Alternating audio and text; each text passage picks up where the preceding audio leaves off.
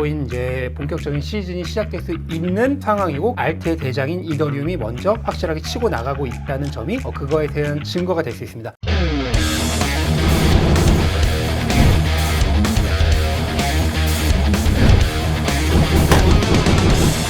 앞으로 3주 동안 무료로 진행하는 특별 라이브 강의와 다양한 이벤트를 준비했습니다. 저와 함께 공부도 하고 미션도 하고 소통하실 분들, 선착순 모집 중이니까 참여하실 분들은 지금 바로 영상 하단 고정 댓글을 확인해 주세요.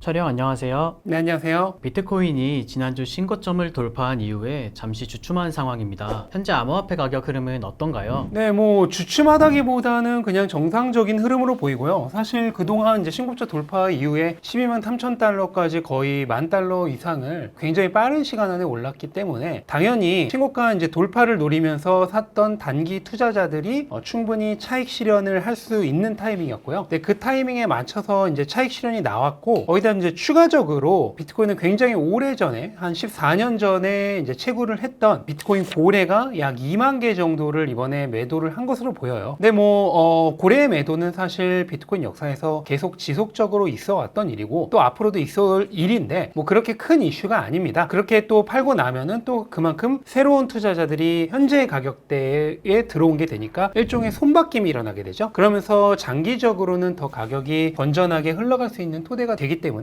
나쁜 것이 아니고, 거기에 이제 추가적으로 그제 CPI가 발표됐을 때 CPI가 예상치보다는 조금 높게 나왔어요. 관세 효과에 의한 좀 일시적인 상승으로 보는데, 이렇게 CPI가 예상치보다 약간 높게 나오면서 금리 전망치가 조금 올라간 것도 시장에 영향을 주었고, 거기다 추가적으로 이번 주에 이제 크립토 주간, 암호화폐 주간이라고 해서 암호화폐와 관련된 이제 3가지 법안이죠. 규제 명확성 법안, 그 다음에 스테이블 코인 관련 법안, 그리고 마지막으로 반 CBDC 법안, 이렇게 3가지 법안이 이번 주에 이제 투표가 될 예정이었는데 그것에 앞서 이제 사전 투표 절차인 절차 투표에서 부결이 나면서 그게 일시적으로 시장에 영향을 주었다라고 보면 되는데, 문제는 그런 어떻게 보면 악재가 지금 여러 개가 겹친 거죠. 고래의 차익 실현도 있고, 그 다음에 CPI가 예상치보다 높게 나오면서 금리 전망치가 올라간 것도 있고, 그 다음에 크립토 주간에 대한 기대감이 꺾인 부분도 있고, 그렇게 여러 가지 악재가 겹쳤음에도 불구하고 가격이 11만 한 6천 달러 정도까지밖에 하락하지 않았다. 그러니까 하방 경직성이 굉장히 강력하다는 것을 보여줬죠. 그러면서 또 가격이 12만 달러 근처까지 올라온 상황이기 때문에 추세 자체는 굉장히 좋다라고 해석할 수 있을 것 같습니다. 주식시장과 암호화폐 시장이 어느 정도 가격 안정을 되찾으면서 트럼프 대통령이 다시 한번 강경한 관세 협상에 나설 수 있다는 전망이 나오고 있습니다. 이에 대해서는 어떻게 보시나요? 네, 트럼프는 앞으로도 시장이 좋으면은 계속해서 관세에 대해서 강경한 자세를 취할 것으로 보이고요. 다만 그렇게 강경한 자세를 취하고 있음에도 불구하고 지금 나스닥도 신고가를 계속 경신하고 있고, 그다음 오늘도 종가상으로는 또 신고가를 경신했죠. 그 다음에 비트코인도 신고가 근처고, 특히 요즘 알트코인들이 좋아요. 그 얘기는 뭐냐면 전반적인 시장의 분위기가 리스크 오프 상태에서 리스크 온 상태로 넘어가고 있다는 거죠. 근데 트럼프가 강경한 모습을 보이고 있음에도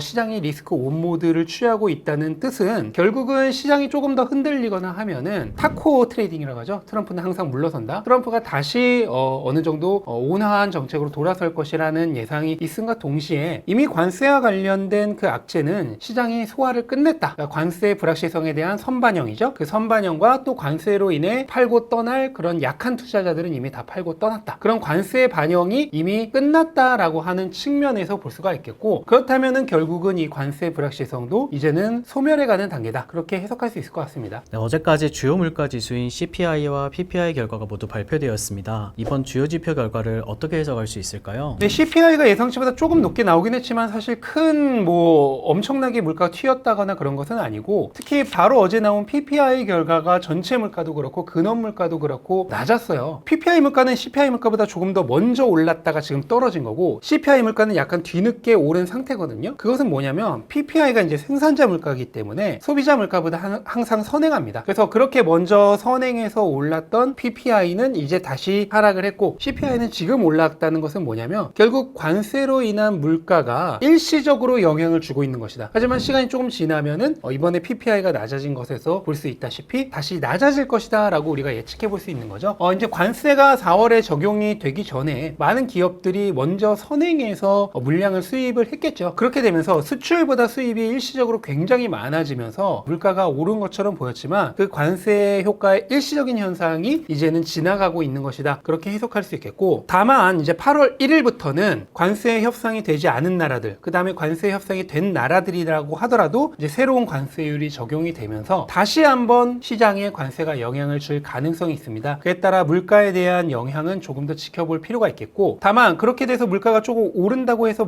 마냥 걱정할 필요가 없는 게, 그렇게 관세가 영향을 주기 시작하면은 기업들의 실적이 하락하고 고용이 줄겠죠. 그러면서 무역이 위축되고 경기가 위축되고 고용이 위축되게 되면은 연준은 물가가 조금 높아진 상황이라 하더라도 오히려 금리 인하를 할 수밖에 없습니다. 그래서 그런 상황이 되게 되면은 오히려 관세가 유동성 확장에 물꼬를 틀어주는 역할을 할 수도 있기 때문에 이게 꼭 나쁜 상황이라고만 볼 수는 없습니다. 비트코인 가격이 잠시 주춤하는 동안 알트코인 가격이 조금 더 소폭 상승 중인데요. 알트코인 지금 흐름이 어떻다고 보시나요? 네, 최근에 이제 나타난 두드러진 흐름 중에 하나가, 비트코인도 물론 이제 신고가 근처면서 굉장히 강력하지만 그보다도 알트코인이 상대적으로 비트코인보다 지금 더 좋은 흐름이 한 비트코인 신고가 돌파 이후 이어지고 있어요. 그래서 전체 시가총액 내에서 비트코인이 차지하는 비중, 이제 비트코인 도미넌스라고 하죠. 이 비트코인 도미넌스가 뭐 한때 거의 70%를 향해서 가다가 현재는 60% 초반대까지 하락을 했고, 특히 신고가 돌파 이후에 비트코인이 가격이 오르고 있음에도 불구하고 반대로 비트코인 점유율은 하락했어요. 이게 무슨 뜻이냐면 알트코인이 상대적으로 비트코인보다 더 좋았다는 뜻이거든요. 특히 이제 알트코인 중에 대장 역할을 하는 이더리움이 비트코인은 물론이거니와 다른 알트코인 대비해서도 지금 성적이 더 좋습니다. 그래서 제가 지난 책인 알트코인 하이퍼사이클에서도 썼지만, 알트코인은 기본적으로 본격적인 알트코인 시즌이 시작되는 시점이 언제냐면 비트코인이 전고점을 돌파한 이후 첫 번째 메이저 조정을 완전히 끝날 때, 여기서부터가 이제 본격적인 알트코인의 시즌의 시작인데, 저는 원래 이제 알트코인 하이퍼사이클 책을 쓸 때만 하더라도 이 시점이 기존의 비트코인 사이클들의 그 흐름에 따라서 올해 뭐 한 1월이나 2월, 아무리 늦어도 3월 전에는 완전히 출발을 할 것으로 생각을 했었어요. 근데 이제 그 예측이 어그러진 가장 큰 이유 중에 하나가 트럼프가 예상과는 다르게 취임하자마자 관세 정책을 굉장히 강력하게 펼친 것이죠. 그래서 실제로 1월 정도의 조정이 끝나가면서 한 번 더 신고가를 찍었었죠. 하지만 그 이후에 트럼프가 취임하자마자 1월 19일에 취임하자마자 원래는 2년 차부터 관세 정책을 강경하게 펼쳤었는데, 이번에는 바로 관세 정책을 강경하게 펼치면서 그 이후로 해방의 날까지 바닥을 찍을 때까지 가격이 하락했죠. 그리고 그거를 겨우 회복하면서 6월에는 이제 가려고 하는데 또 중동 전쟁이 터졌죠. 그러면서 6, 7월 또 한 달 정도 발목이 잡히면서 7월이 되어서야 드디어 본격적으로 전고점 돌파 이후에 첫 번째 메이저 조정, 작년 12월부터 시작된 첫 번째 메이저 조정의 본격적인 종료가 7월에나 이뤄진 거죠. 그렇게 된다면은 결국 알트코인 시즌의 시작 지점은 비트코인이 전고점을 돌파한 이후에 첫 번째 메이저 조정을 마치고 그 조정이 완전히 끝난 시점부터라고 말씀을 드렸으니까, 실질적으로 원래 예상했던 뭐 1월, 2월, 3월이 아니라 7월로 뒤로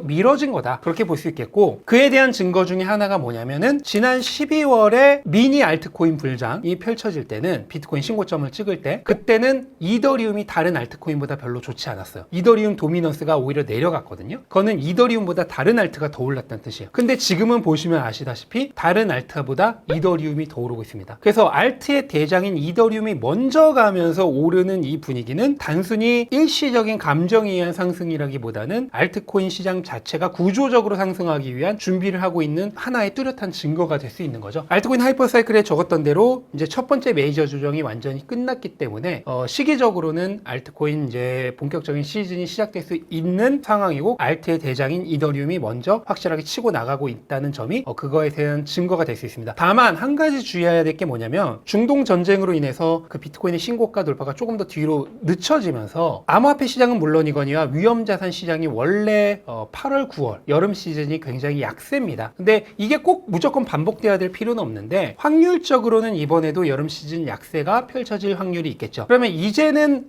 정말로 신고가 돌파해서 막 날아가려고 하는 타이밍에 좀 시즌적 약세가 맞물려 있기 때문에, 이 시즌적 약세 기간까지는 조금 보수적으로 보고 이제 10월 이후에 연말을 향해서 가는 지점에서 정말로 조금 강력하게 긍정적으로 볼 수 있는 상황이 펼쳐지지 않을까, 그렇게 예상을 하고 있습니다. 네, 오늘도 좋은 말씀 감사합니다. 감사합니다. 네, 감사합니다.